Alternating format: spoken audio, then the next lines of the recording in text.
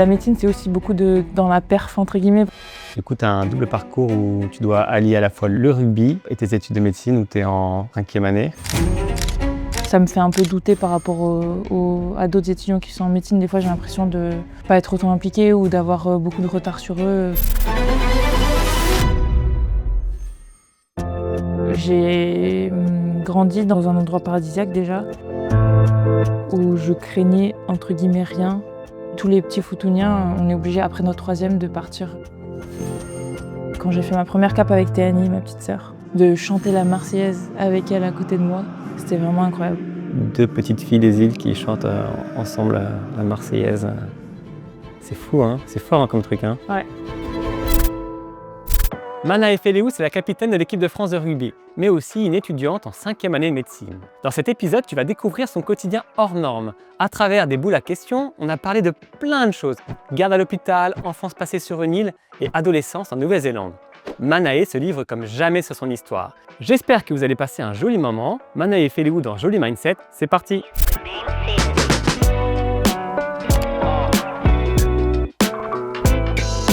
Vas-y Manae, je te propose de commencer et de tirer une boule. Oula. Hop. Tu peux lire la question. Alors, à 14 ans, tu pars seule en Nouvelle-Zélande. Qu'est-ce que tu ressens à ce moment-là? Oula.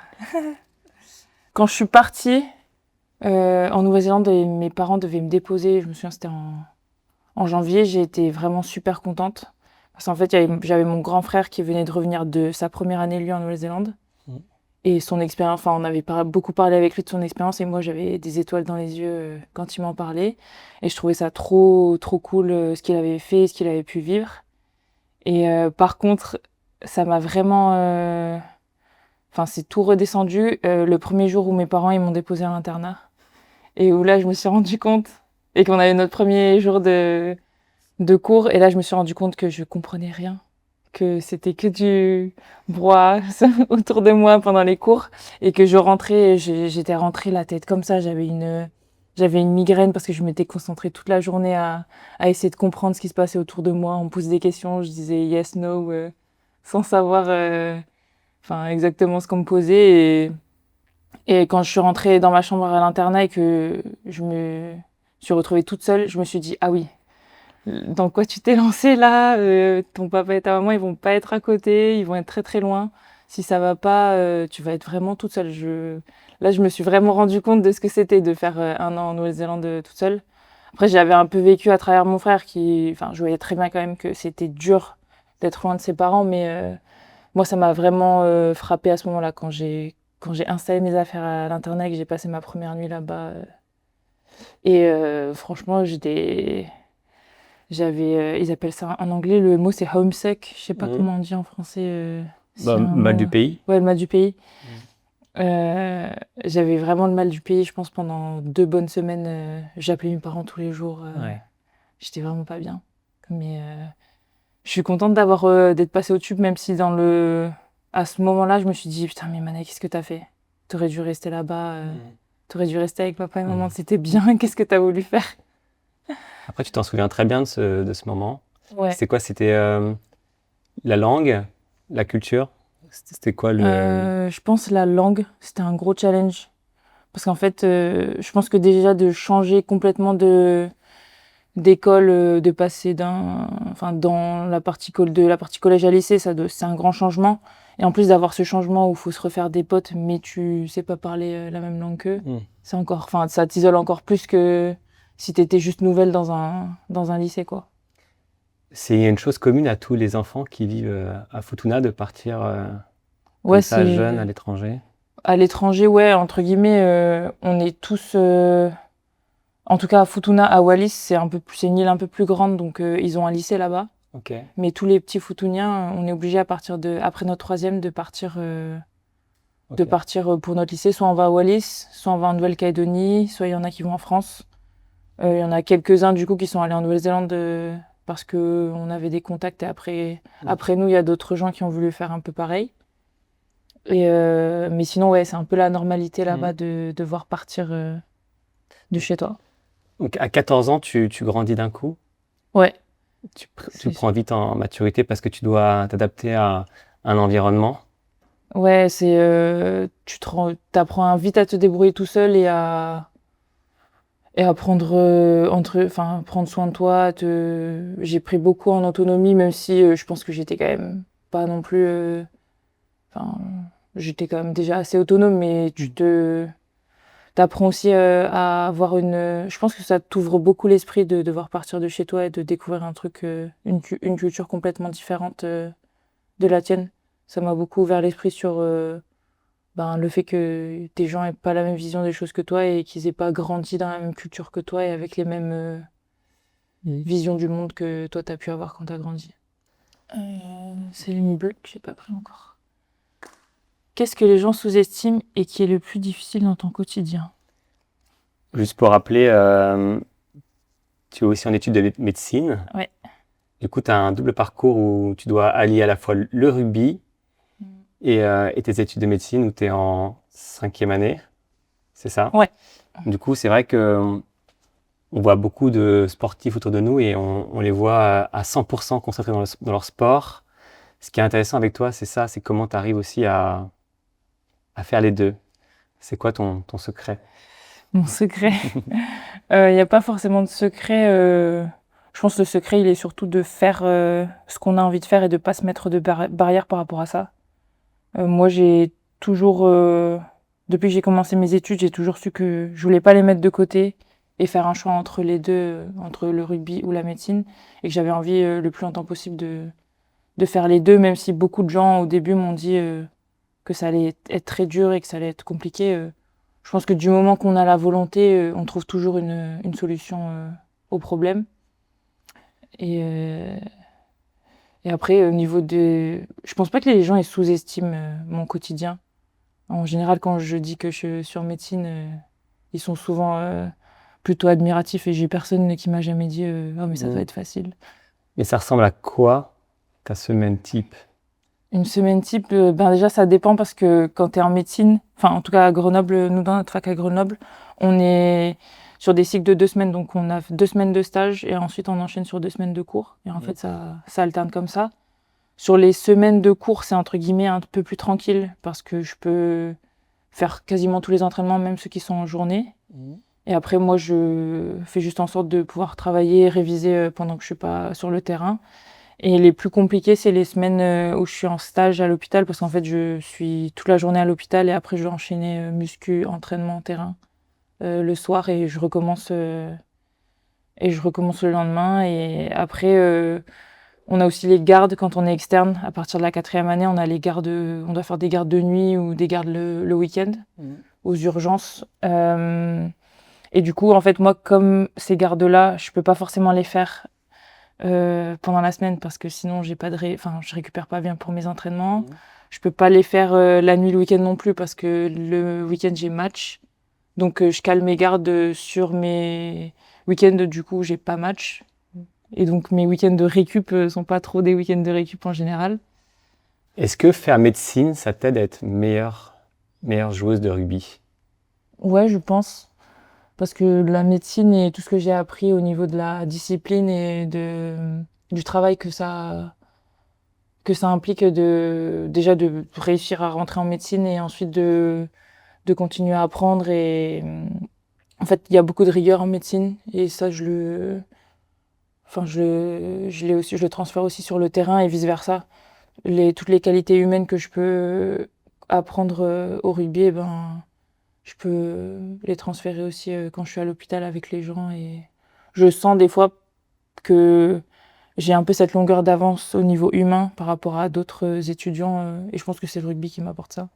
Ouais, donc à la fois la médecine, ça te rend meilleure joueuse, mais aussi être joueuse de rugby, ça te rend aussi meilleure Étudiante, ouais. étudiante. Ouais. Mais ce qui est dingue, parce que en fait, des journées où tu es à l'hôpital, etc., comment tu fais la transition rugby? Enfin, il y a un monde entre la réalité de l'hôpital et la réalité du rugby, d'un vestiaire, des enjeux sportifs. Je pense que c'est ça que j'aime bien aussi. C'est que les deux univers sont complètement différents. Et c'est des enjeux complètement différents entre les deux. En fait, d'avoir un peu des deux à chaque fois, ça me permet de pas faire d'overdose du rugby et pas faire d'overdose de médecine non plus. Et comment tu fais pour ne pas faire d'overdose tout court? Je sais aussi, je connais un peu mes limites et je sais que y a des fois où ça va pas où il y a des fois où c'est trop et il faut savoir aussi s'écouter et dire stop. Je pense que par exemple là, moi j'ai pris une année de césure cette année parce que c'était la Coupe du Monde et que je voulais pas avoir ma Coupe du Monde en même temps que mon concours de l'internat. Et je pense aussi que ça a été une bonne décision parce que ça faisait 2 ans que je faisais du rugby à fond et mes études à fond. Et j'ai ressenti sur cette année que ça m'avait fait du bien aussi de couper un petit peu. Et tu disais que tu connaissais du coup tes limites. Est-ce que tu les as un peu touchées à un moment donné dans ce double parcours? Peut-être une fatigue ou... Je pense que la fatigue, elle vient souvent en fin de saison. Et la fin de saison arrive... en gros, retour de 6 nations, à chaque fois, c'est très compliqué. Parce qu'on rentre dans la fin de saison, phase finale au rugby. Et de l'autre côté, tu as les partiels de fin d'année en médecine. Et c'est toujours une période assez compliquée pour moi parce que il y a toute la pression du 6 nations qui redescend. Et d'un côté, tu dois repartir pour bien finir en club. Mais aussi, à côté, quand tu rentres à la maison... tu dois aussi bosser à fond parce que tu as pris du retard pendant le 6 nations parce que tu pouvais pas bosser tant que ça. Et que là, c'est le money time pour les partiels. La médecine, c'est une vocation, ça vient d'où? La médecine, c'est une vocation qui est arrivée très tard. En fait, quand j'ai fini à la fin de ma terminale, je me suis fait les croisés. T'étais où, en Nouvelle-Zélande? Ouais, en Nouvelle-Zélande. Ok. Et en fait, avant mon opération, je suis allée voir sur Internet une vidéo d'une intervention. Ok. Et j'ai trouvé ça vraiment stylé. Et je me suis dit... en fait, j'ai toujours aimé les sciences, savoir comment le corps humain marchait depuis toute petite. Et je me suis dit, pourquoi pas essayer. Et du coup, je me suis inscrite en première année de médecine, mais c'était vraiment à la fin de ma terminale, quoi. Qu'est-ce qui te plaît le plus dans la médecine? Ce qui me plaît le plus dans la médecine, je pense, c'est le côté humain maintenant. C'est la science qui m'a amenée là-dedans parce que j'ai toujours aimé ça. Mais ce que je préfère, est-ce que c'est tout le côté humain et d'aider les gens dans leur mal-être, entre guillemets. Ok. Là, tu fais une pause dans ton cursus pour te concentrer à 100% sur la Coupe du Monde. Du coup, est-ce que du coup, avoir du temps, maintenant, c'est compliqué, sachant que tu as toujours eu ce double projet? Est-ce que maintenant, ne plus avoir à te concentrer sur tes études, est-ce que le temps est long?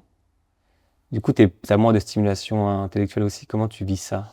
Je pense que au début, ça faisait un peu bizarre d'avoir autant de temps. Et en fait, je me suis un peu vite habituée. Et d'un côté, je me suis rendu compte que j'étais beaucoup moins productive en faisant moins de choses cette année. Je me rends compte que, en fait, quand l'année dernière, j'arrivais à faire beaucoup plus de choses parce que je savais que j'avais pas beaucoup de temps. Du coup, maintenant, cette année, j'avais tellement de temps que je savais plus. Dès que j'avais quelque chose à faire, je me disais, bon, de toute façon, j'ai vraiment le temps et t'es beaucoup moins productif, je trouve, quand t'es pas overbooké. Ok, vas-y. Si je demande à tes anciens coachs ce qui te rendait différente, ils diraient quoi? Mes anciens coachs, c'est mon papa. Ton papa était ton coach Mon à premier Futuna, coach de c'est ça? rugby, ouais, à Futuna. Parce qu'il a monté le premier club de rugby Ouais, à Futuna. Du coup, j'ai toujours... avec des garçons, tu jouais du coup? Ouais, je jouais Ok. avec des garçons quand j'ai commencé, en U11.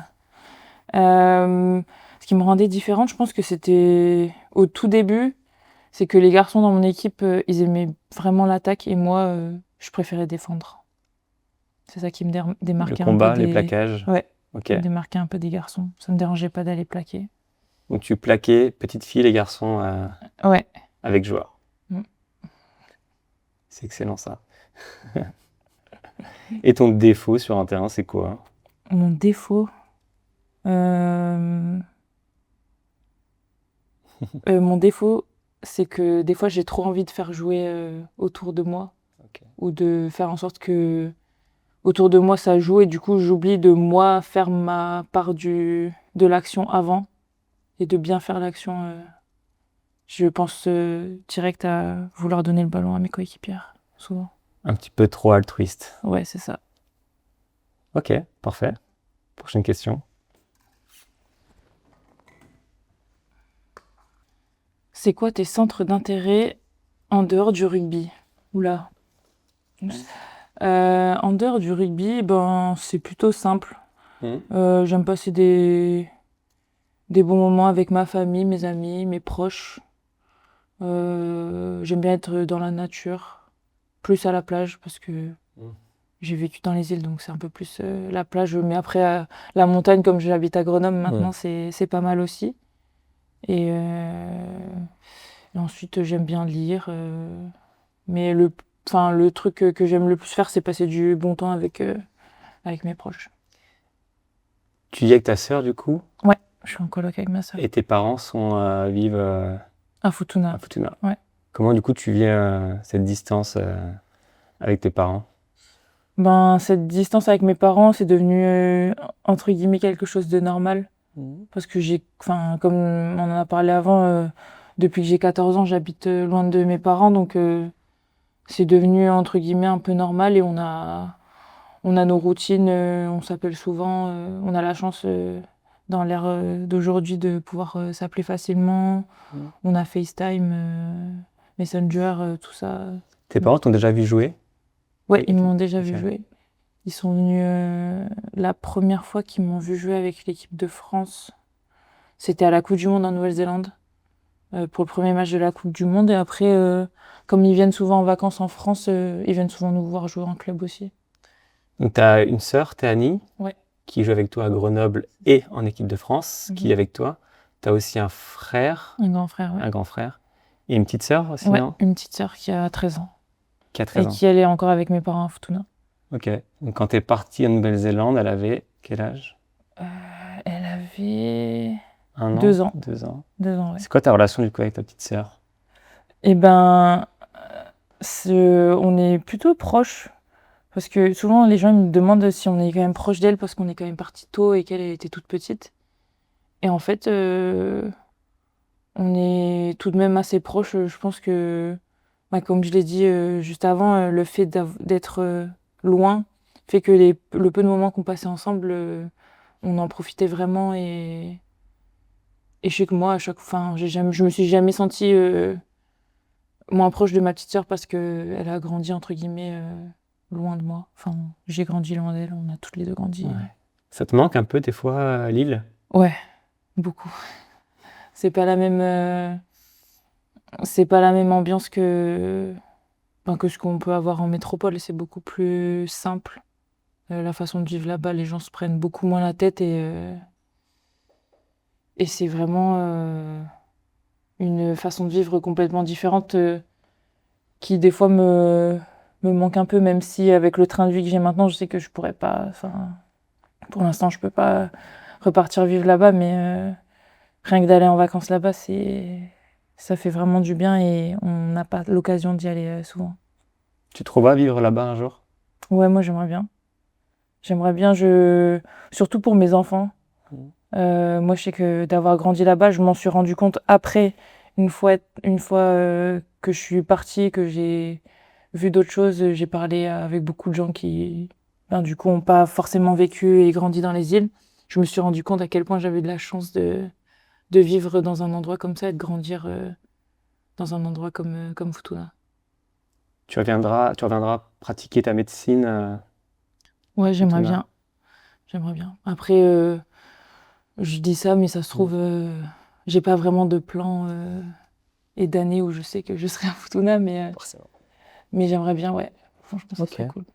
Quelle est la meilleure et la pire émotion que tu as ressentie en lien avec le rugby? Je pense que pour l'instant, la meilleure émotion que j'ai pu ressentir en lien avec le rugby, c'est quand j'ai fait ma première cape avec Théanie, ma petite sœur. De chanter la Marseillaise avec elle à côté de moi. C'était vraiment incroyable. Et en plus, c'était un moment Enfin, c'était un moment. Ça faisait un moment qu'on en parlait, que c'était un objectif et se dire ça y est, c'est maintenant, après tout ce temps, et ben c'était vraiment trop bien. 2 petites filles des îles qui chantent ensemble la Marseillaise.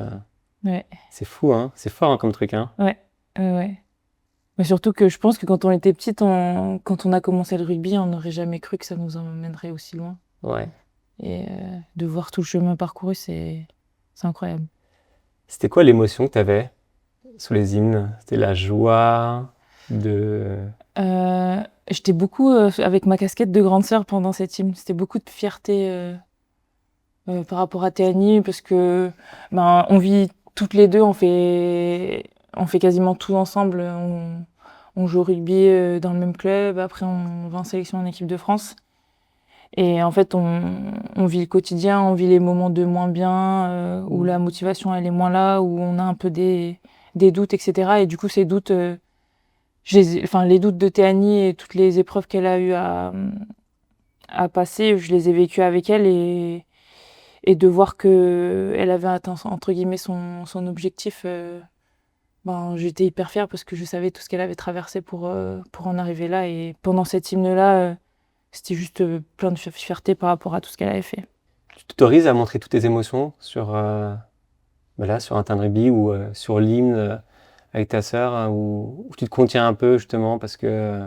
Moi, l'hymne, surtout l'hymne, je trouve que c'est le moment, si tu as des émotions, où faut les vivre. Même que ce soit sur le terrain, je trouve que si tu vis pas les émotions Enfin, après, ça dépend.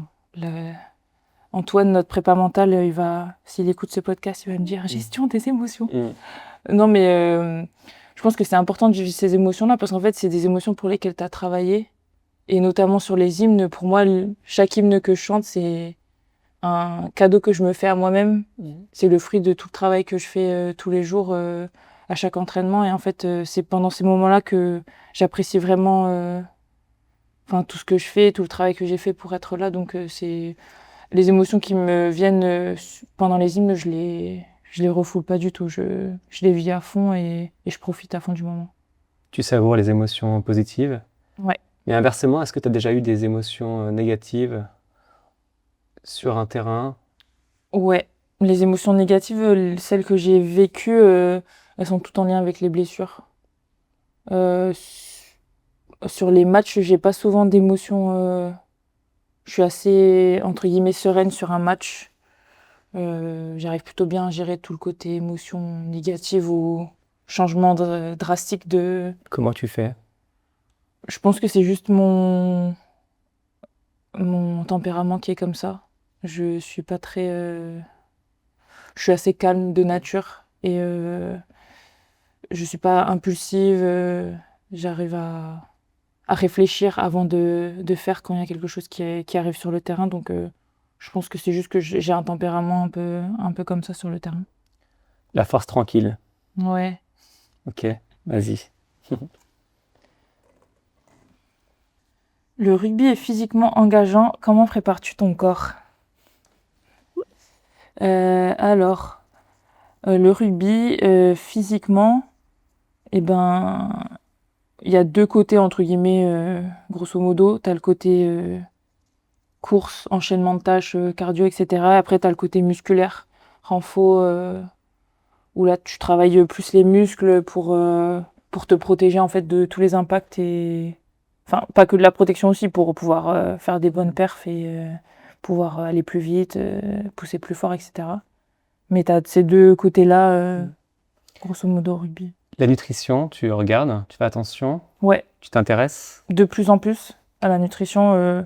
Au début, je pense que quand on est jeune, ça dépend, mais c'est pas le truc qu'on va avoir le plus vite, auquel on va faire attention le plus vite. En tout cas, moi, après, j'ai jamais trouvé que j'avais une alimentation catastrophique non plus. Je pense que mes parents m'ont bien éduqué là-dessus. J'ai toujours mangé assez équilibré. Tu cuisines?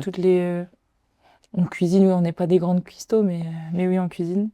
Et je m'y suis de plus en plus, en plus avec mes études, on voit un peu de nutrition, donc je m'intéresse de plus en plus là-dessus. Je vois en plus que ça m'aide aussi sur mes performances. Je vois un peu la différence C'est des petits détails, mais c'est des détails, je pense, qui font que quand ils sont ajoutés les uns aux autres, peuvent vraiment impacter positivement ta performance. Donc, c'est cool de pouvoir jouer là-dessus. Et la récupération, le sommeil et tout, Le sommeil, ouais, j'aime bien dormir, donc ça, j'ai pas trop de difficultés avec ça. Après, quand je suis quand je suis pas en année de séjour, c'est un peu plus compliqué le sommeil sur certaines périodes, notamment quand je fais des gardes de nuit pour la récupération, etc. Mais Tu dors combien de temps quand c'est comme ça? sur une garde de nuit, ça peut aller de 2 heures à 4 heures Ok, de sommeil. c'est pas beaucoup, hein. Ouais. Après, il y en a qui dorment pas du tout. Moi, j'ai de la chance en général quand je suis de garde, je dors un petit peu quand même. Ouais. Ouais. Et la médecine, ça t'aide justement à faire attention à ton corps, ta récupération, ta préparation? Ouais, après, je pense que le fait que je fasse de la médecine enfin, je suis pas beaucoup plus carrée que d'autres filles peuvent l'être juste parce que je suis en médecine. Je pense que c'est juste que j'ai plus de connaissances que d'autres filles par rapport à certaines choses qui peuvent affecter la performance, mais c'est pas parce que je suis en médecine que je suis parfaite et que je fais super attention à tout. Préparation mentale, t'en fais un petit peu ou pas? Ouais, de la prépa mentale, on en fait. On a un prépa mental avec l'équipe de France et on travaille en tant que groupe et après on entre en indiv. Et on a commencé à beaucoup travailler avec lui depuis qu'on a pris le co-capitana avec Marine. Et ça nous a beaucoup aidé à appréhender les matchs ou les semaines d'entraînement, ce qu'on voulait faire, les messages qu'on voulait faire passer aux filles, etc. Ok. Donc c'est hyper intéressant de. On voit aussi la différence et le chemin qu'on a parcouru depuis qu'on a débuté le travail avec lui, donc c'est cool. Et du coup, des choses en prépa mentale dans le rugby qui t'aident en médecine, dans les blocs Je pense sur certains trucs, oui. Pas, je pense que y a. En fait, la médecine, c'est aussi beaucoup dans la perf, entre guillemets, parce qu'on est dans un concours, tout le monde a envie d'être très bon dans ce qu'il fait, d'apprendre. Enfin, tout le monde est très compétitif, je pense, en médecine. Et moi, je sais que quand le fait de faire mes années en 2 ans et d'avoir un parcours un peu atypique, des fois, ça me fait un peu douter par rapport à d'autres étudiants qui sont en médecine. Des fois, j'ai l'impression de pas être autant impliquée ou d'avoir beaucoup de retard sur eux quand je les côtoie en stage. Et c'est vrai que je pense que la prépa mentale, des fois, m'aide sur certains points certains doutes que je peux avoir quand je suis dans mon parcours en tant qu'étudiante. T'as déjà vécu un gros stress à l'hôpital? Un gros stress, j'ai eu de la chance pour l'instant. Ok. T'as la faculté aussi à Après, oui, à peut-être bien que ça m'a pas encaisser. stressé autant que d'autres personnes. C'est Mais quel- après, en soi, à l'hôpital, tu as tout le temps tu peux avoir des situations stressantes un peu souvent. Mais en fait, je pense que comme tu y es confronté souvent, peut-être que le stress, il monte pas aussi haut que si c'était un truc que tu vivais une fois comme ça dans ta vie. Et puis, quand je suis à l'hôpital et que ça arrive, je sais qu'il y a plein de médecins et plein de personnes qui savent très bien faire leur boulot. Donc, même si je pense que j'ai eu des moments un peu stressants, en fait, je sais qu'il y a des gens qui savent faire autour de moi. Donc, le stress monte pas autant, je pense. Est-ce que du coup, ça t'aide aussi à dédramatiser le rugby? En fait, Ouais. c'est qu'un terrain, un rectangle vert où on fait que jouer au rugby, c'est du fun. Parce qu'à côté, tu vois aussi la réalité un peu plus dure en hôpital. Ouais, ça c'est vrai, c'est complètement vrai. Ça m'aide à dédramatiser sur des petits trucs du rugby. T'as des exemples? Ben, par exemple, le fait d'avoir perdu d'un point à Twickenham il y a quelques semaines.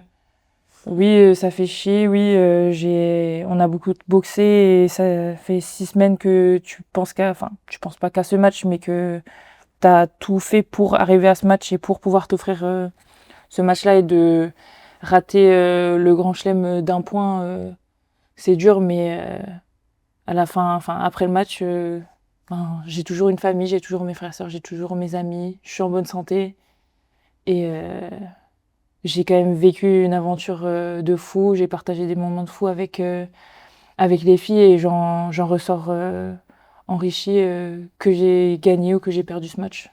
Donc à la fin de la journée, en fait, c'est un jeu, le rugby, et même si oui, c'est notre job pour certaines, et on passe beaucoup de temps dans le rugby, à la fin de la journée, c'est quand même qu'un jeu, et il y a des choses beaucoup, beaucoup plus importantes que ça. Ok. On est en 2035, tu as 33 ans, tu te vois où? Je me vois où?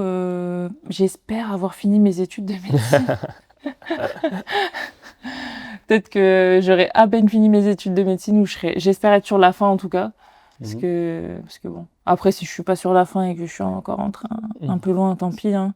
Du moment que je me suis fait plaisir au rugby, ça me dérange pas.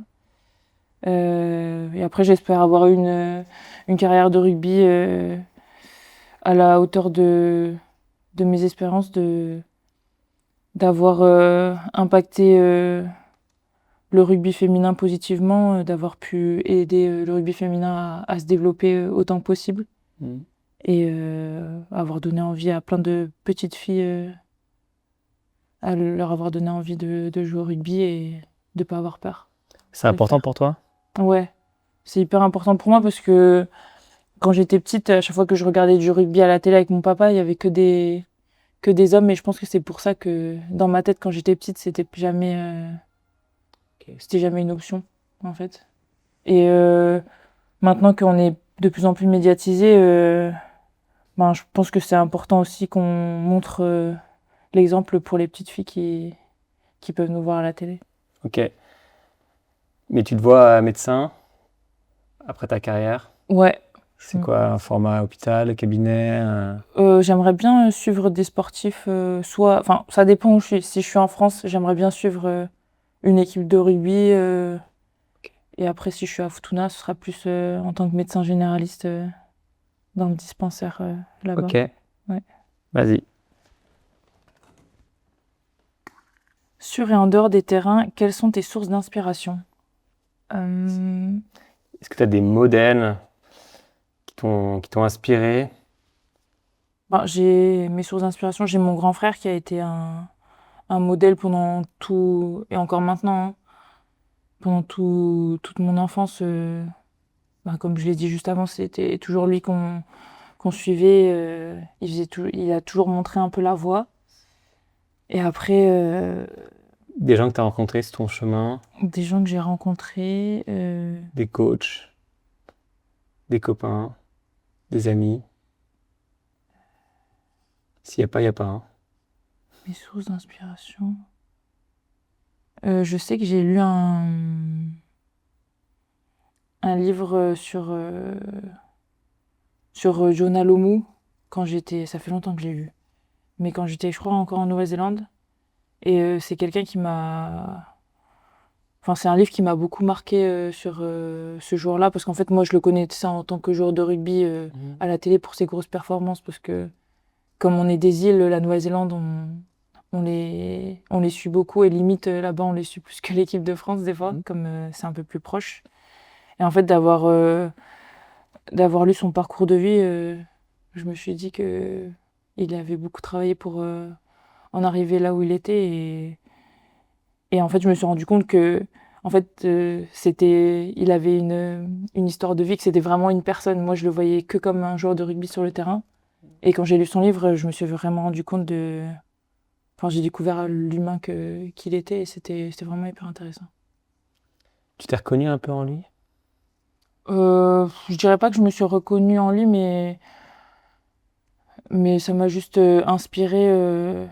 En fait, ce qui m'a beaucoup marqué, c'est le travail qu'il a fourni pour arriver là où il en est arrivé. Ok. La valeur travail très forte. Ouais. Tu lis, t'écoutes des podcasts? Je lis pas mal. J'écoute un peu de podcasts Qu'est-ce que tu lis? aussi. Ça dépend des moments. Je lis beaucoup d'histoires, des thrillers. Ok. Et après, j'aime bien lire tout ce qui est biographie de sportifs. J'adore. Ok. Ouais.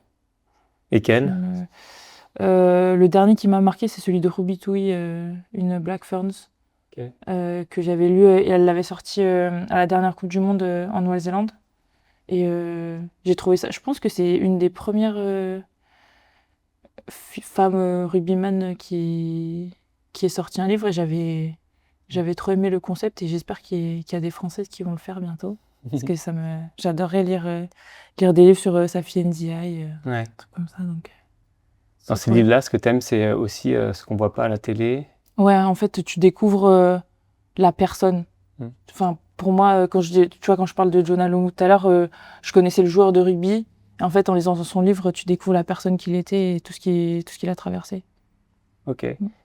Tu pioches des choses chez ces personnes-là qui te rendent Ouais, je trouve que meilleure. c'est important de toujours piocher sur les expériences des autres. Ça peut toujours t'apporter d'en apprendre des autres. Il y a toujours une leçon à apprendre. Ok. Vas-y. Prends-tu soin de ta santé mentale? Je dirais que oui. On parle beaucoup d'équilibre Ouais. psychologique, l'importance aussi du mental. Bah, je pense que j'ai pas trop de mal à parler quand ça va pas. J'ai mes personnes ressources, C'est qui? entre guillemets. Ben, mes parents. Quand ça va pas, c'est les premières personnes que j'appelle et c'est les premières personnes avec qui je peux être complètement honnête. Je sais qu'ils me jugeront jamais et quand ça va pas, vraiment, c'est les premières personnes que j'appelle et en général, après l'appel, ça va déjà beaucoup mieux. Ok. T'as déjà vu des psys ou des coachs Ben, dans le cadre de la fédération, comme on est sous contrat, on est obligé d'avoir un rendez-vous avec une psychologue chaque année. Donc on balaye un peu tout ça pendant le rendez-vous avec la psy, mais c'est encore pas très démocratisé. Et je pense que ça dépend aussi des personnes. Moi, je préfère largement aller parler avec mes meilleurs potes de ce qui va pas dans ma vie que de faire une séance avec une psy, même si je pense que des fois, c'est bien d'avoir un avis complètement extérieur, mais c'est difficile d'avoir confiance en quelqu'un que tu connais pas, que tu connais pas vraiment. Est-ce que dans les groupes comme ça de rugby, est-ce que vous en parlez entre vous? De la santé mentale, Ouais. ben, comme on est des filles, Mm. je pense que c'est un peu plus simple. On est un peu plus à l'écoute de nos émotions et on a un peu moins peur que des garçons. Après, je généralise beaucoup, mais on a un peu moins peur de parler de nos émotions et de ce qu'on ressent. Donc, quand ça va mal, je pense qu'on est un peu plus à même de s'ouvrir et aussi on est un peu plus à même de voir qu'une personne ne va pas bien, on va aller vers elle sans forcément vouloir essayer de l'aider à aller mieux, mais juste pour être là et lui dire qu'elle est pas toute seule, quoi. T'es vigilante par rapport aux personnes qui vont un peu moins bien? Ben, je pense que ça fait partie aussi un peu du rôle quand t'es capitaine de savoir comment le groupe va, comment les filles dans le groupe se portent, parce que on est un groupe, mais on vit pas forcément les mêmes choses. T'as des filles qui sont titulaires, t'as des filles qui sont remplaçantes, t'as des filles qui sont hors groupe, t'as des filles qui sont blessées, t'as des filles qui reviennent de blessures. Et en fait, même si on vit, entre guillemets, le même tournoi, on le vit pas forcément de la même façon. Et je pense que c'est important aussi d'être attentif là-dessus. Tu as grandi sur une île à Wallis et Futuna. Si tu devais résumer ton enfance là-bas, tu dirais quoi? Que c'était incroyable. Que j'ai eu beaucoup de chance de vivre là-bas parce que j'ai grandi dans un endroit dans un endroit paradisiaque déjà, où je craignais entre guillemets rien. Mes parents me laissaient aller à la mer toute seule, à la plage toute seule. J'allais me promener dans la montagne. Tout ça, on était hyper indépendants tout petit. On a pu faire plein d'activités dans la nature, etc., qu'on aurait, je pense, jamais pu faire en France. Et en plus, tout seul. On allait se balader tout seul partout. Et, ouais, franchement, c'était incroyable. C'est quoi la caractéristique des gens sur une île? C'est l'entraide, la solidarité? Ouais, l'entraide et la solidarité, je pense que c'est quelque chose d'hyper ancré là-bas. En fait, je pense aussi que c'est ça qui fait que quand on est petit, on nous laisse faire beaucoup de choses. Parce qu'en fait, les gens sont hyper bienveillants sur les îles. Si tu vois des enfants passer sur la route et que, enfin, tu vas faire attention à eux comme si c'était, enfin, entre guillemets, comme si c'était les tiens, parce que, enfin, c'est comme ça dans les îles. Si tu vois quelqu'un marcher sur la route, t'auras toujours une voiture qui va s'arrêter pour leur demander s'ils veulent monter, où ils vont. Si t'as des petits la nuit qui sont en train de se balader et qui passent devant la maison de personnes, souvent les adultes leur diront qu'est-ce que vous faites là, rentrez chez vous, etc. Et c'est quoi le plus dur pour des gens sur une île, enfin à Futuna? Qu'est-ce qui est dur pour les gens? Le fait d'être un peu isolé, Moi, je pense pas de le côté perspective. social manque beaucoup. C'est, c'est des gens qui vivent beaucoup en communauté dans les îles, donc en fait, le format entre guillemets de la métropole qui est un peu plus individualiste, je pense, ça peut faire un gros choc quand on arrive ici. Moi qui connaissais un peu les deux parce que j'avais la chance. J'ai ma maman qui est métropolitaine et mon papa qui est là-bas, donc j'ai toujours baigné un peu dans les deux cultures. Quand j'ai vécu mes premières années en France, quand je suis venue faire mes études ici, certains comportements m'ont choqué entre guillemets. Donc j'imagine même pas quelqu'un qui a jamais vécu je n'ai jamais venu en vacances en France, quel choc ça peut faire. C'était quoi les comportements choquants? Enfin, c'était pas choquant, mais c'était des trucs, des petits détails et tu te sens un peu plus isolée et un peu plus toute seule. Si quelque chose t'arrive, ben tu te démerdes, quoi. Ok, Des trucs comme ça. ok, vas-y. Pourquoi tu n'as pas rapporté de maillot à ta sœur Théanie après la Coupe du Monde en 2022? C'est une bonne question, ça. Je lui ai pas ramené de maillot de la Coupe du Monde. En fait, après la Coupe du Monde en Nouvelle-Zélande en 2022, je suis rentrée à Futuna parce que c'était juste à côté. Du coup, j'en ai profité pour aller voir un peu pour rentrer et un peu aller voir mes parents. Et en fait, pendant que je défais mes affaires, ma maman et ma petite sœur, elles font à peu près la même taille que moi en maillot. Du coup, je leur ai donné chacune un maillot. J'en ai donné un à mon papa aussi. Et ma maman a commencé à me dire non, non, mais garde-les, faut que t'en donnes un à Théanie aussi. Et en fait, je lui ai répondu non, j'en donnerai pas un à Théanie, elle ira se chercher elle-même. J'ai bien fait parce qu'elle est allée chercher toute seule. C'est une manière de lui dire que, en fait, toi, tu peux aller récupérer ce maillot aussi, quoi. Ouais. Ouais, moi, j'étais persuadée en fait qu'elle allait en porter un jour. Je savais pas quand, mais vu les capacités qu'elle a, j'avais pas de doute là-dessus. Donc, Et t'as répondu quoi? elle m'a, elle m'a répondu ah ouais, t'as raison. Un truc comme ça. J'avais pas pensé à ça. Ouais. Belle histoire, hein. Ouais, Merci Manaï pour ce moment d'échange, de partage. avec plaisir. Moi, j'ai passé un excellent moment avec toi. Moi aussi. Je pense que tu vas pouvoir inspirer plein de jeunes joueuses. En tout cas, merci pour ta sincérité et nous avoir délivré ce que tu nous as délivré. Je te souhaite une très bonne Coupe du Monde en Angleterre et on sera tous derrière toi. Merci beaucoup.